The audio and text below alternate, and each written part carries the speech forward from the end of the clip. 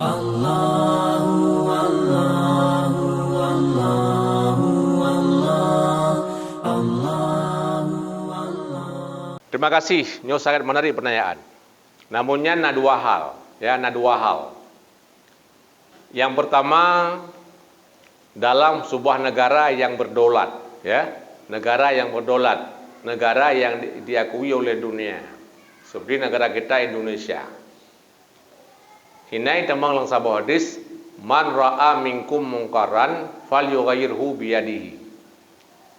Siapa saja yang melihat kemungkaran, tengah gede dalam bulan puasa, nyan mungkar.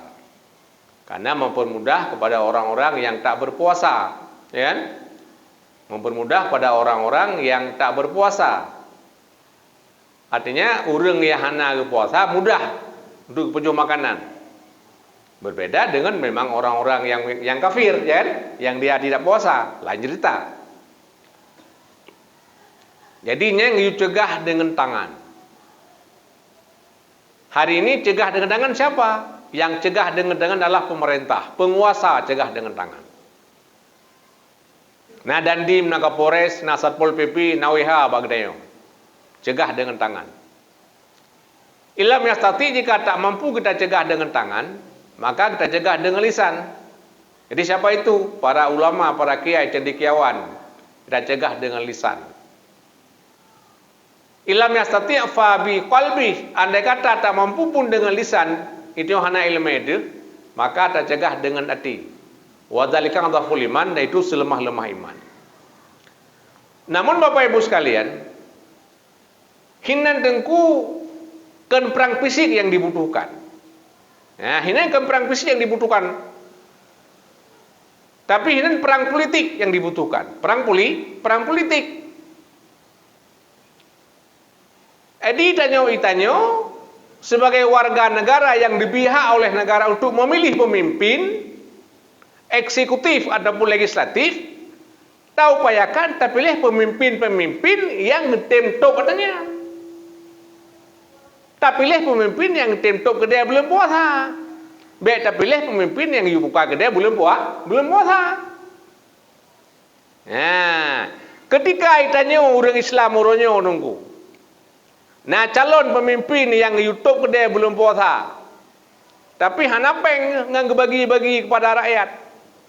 Nah, pemimpin yang betul buka kedai bulan puasa, jai pengi, belum nauri dikit.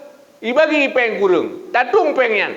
Nyai tanyo temang neraka jahanam mono, meninggalkan jihad. Nah, ruang ra untuk berjihad dalam politik, memilih pemimpin-pemimpin yang mau menutup kedai dalam bulan puasa. Tapi handa tempilih ke nyan, tak tempilih urang je, pakai kena ibi peng. Nyan cok pengyan yang pertama riswah. Ar-rasi wal murtasi finar, urang sogok yang demong sogok dalam neraka. Yang kedua, gagapnya orang yang tidak berjihad dalam segi politik, yang juga mendapat neraka jahanam. Karena menohinan nengku, di ketika sabab pemerintah kategem, bupati wali kota di bermain judi, anggota DPR, nah 20 orang anggota DPR mama, 20 orang putih hana semayang dong.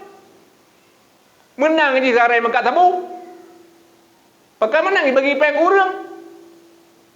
Nyan tanyo cubang ikira urang tinggalkan jihad. Jad apa jihad politik ina nengku. Karena hana mungkin nengku talawan dengan lembeng ina nengku. Igo iman senjata, pakan. Nyo nangronyo, royo kamu menang. Te kamu menang urang kag samiana watana. Kaku pai dia kaku. Latih mentang benci kepada kemungkaran itu, tak cegah air. Ya kan? Makasih.